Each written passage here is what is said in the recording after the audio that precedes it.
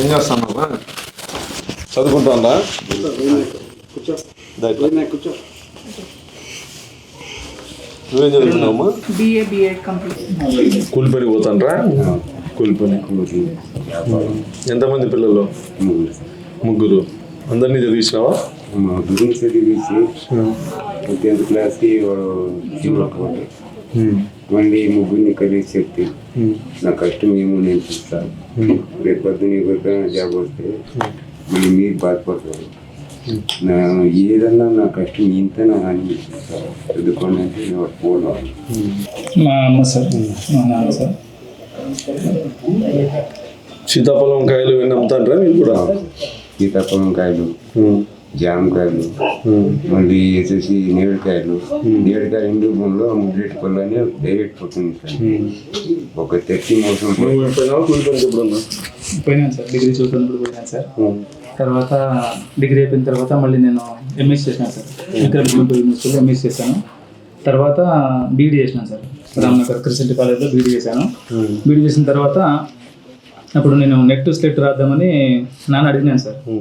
అట్లా 40,000 అవసరం అవుతుందన్న, నేను సెట్ కోచింగ్ తీసుకుంటే కానీ అసిస్టెంట్ ప్రొఫెసర్గా అట్లా వెళ్ళిపోవచ్చు నేను అని అంటే, మా నాన్న రే నా చేతినంతా నేను చదివించినాను, ఇంకా నా ఆర్థిక స్థోమత అంతే, నేను ఇంకా ఇవ్వలేను, నువ్వు ఎంఎస్సీ బీఈడీ చేసి కూడా మళ్ళీ నన్ను డబ్బులు ఎడతెళ్ళరా అని అన్నాడు సార్. అందుకని నేను వేరే ప్రైవేట్ కాలేజ్లో జాయిన్ అయ్యాను సార్. మొదట చిక్కబళ్ళాపురంలో చేడూరు పియూ కాలేజ్లో జాయిన్ అయ్యాను సార్. అప్పుడు 10 ఇచ్చారు సార్. అది అయిపోయిన తర్వాత మళ్ళీ నేను డిఎడ్ చేసేది సార్. బీఈడీకి మాత్రమే ఉంటే బీఈడీకి మాత్రమే సార్ ఇది ఉంది ఎస్జిటి.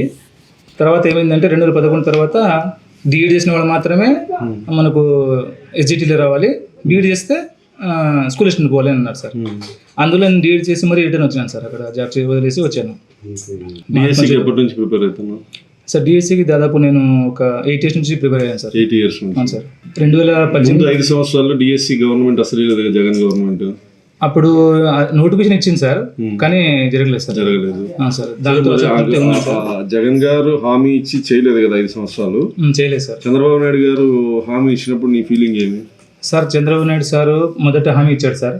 ఏమంటే నేను ఏదైతే హామీ ఇచ్చానో మెగా డిఎస్సి ఇస్తానని, దానిపైన తొలి సంతకం చేస్తాను అన్నప్పుడు నాకు ఖచ్చితంగా నేను సాధించగలనటువంటి ఆత్మవిశ్వాసం నాలో ఇచ్చింది సార్. తర్వాత నేను Mahatma Jyotiba Phule backward classes welfare residential junior కాలేజ్లో చేస్తూ చదువుతుంటుంది సార్. అదే టైంలో మీరు కోచింగ్ సెంటర్ పెట్టడము, ఆ కోచింగ్ సెంటర్లో ఇచ్చినటువంటి మెటీరియల్ సార్ నాకు చాలా బాగా ఉపయోగపడింది సార్. ఆ మెటీరియల్లో ఇప్పుడు కూడా సార్ నా భార్య కూడా చదువుతాను సార్.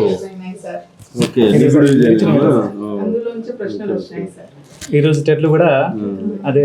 ఇదంతా లోకేష్ గారు విద్యాశాఖ మంత్రిగా ఉండి ఎమ్మెల్యేలని కోచింగ్ సెంటర్స్ పెట్టండి అని చెప్పి.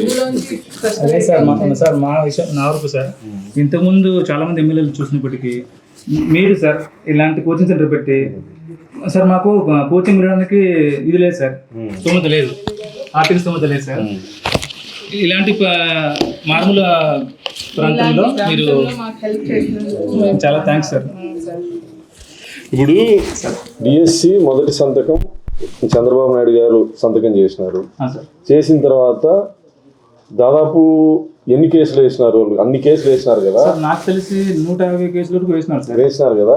మరి అప్పుడు మీకేమనిపించింది? లోకేష్ గారు ఎదుర్కొంటారు సార్. లోకేష్ సార్ గారు ప్రతిదీ ఇంతకుముందు సార్ అన్ని గమనించి ఇలాంటి కేసులు వేయచ్చు అనే ఉద్దేశంతో వాళ్ళు అన్నిటినీ కూడా సాల్వ్ చేసి చాలా తక్కువ కాలంలోనే ఫిల్ చేసినారు సార్. అది నాకు చాలా సంతోషం ఇచ్చింది సార్. 2018లో నేను అరమాకులు మిస్ అయ్యాను సార్ డీజీటీ ఉద్యోగం 2018లో. అప్పుడు కూడా టీడీపీ గవర్నమెంట్ ఉంది సార్. మళ్ళీ చంద్రబాబు నాయుడు సార్ ఎప్పుడైతే ఖచ్చితంగా ఇస్తాను నోటిఫికేషన్ అన్నప్పుడు స్ట్రాంగ్ ఎఫెక్ట్స్ కూర్చున్నాను సార్.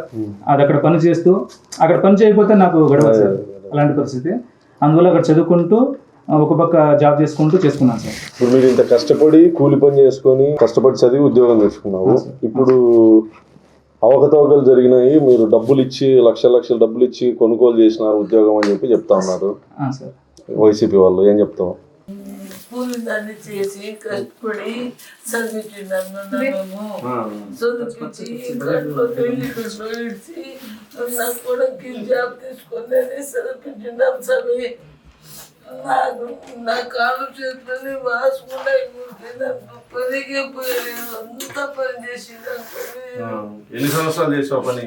పని చేనులో పని చేసి చేసి చదివించిండేది వాళ్ళకి, కష్టపడి చదివించిండేది. మా ఆయన కోడి వ్యాపారము, ఎల్లి వ్యాపారము, చింత పిందెల వ్యాపారము, చింత చెట్లని తీసుకొని నీళ్ళు కొట్టుకొని అంతా చేసుకొని చేసేసి చదివించుడి. కాళ్ళని వాసిండే పొద్దున్న నుండి ఎక్కడ పోయలేదు. నేను ఎంత పని చేయను, నా చేత అయినదని ఇప్పుడు గమ్మ కూర్చుంటాను. ఈరోజు దేవుడు ఆశీర్వదించినాడు, నీ కొడుకు ఉద్యోగం వచ్చింది. చంద్రబాబు నాయుడు గారు ముఖ్యమంత్రి కావడం వల్ల ఉద్యోగం వచ్చింది.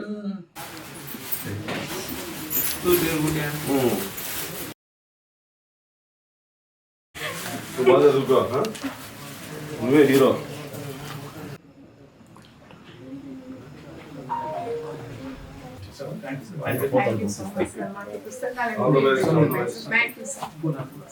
ఎందుకులే హీరో.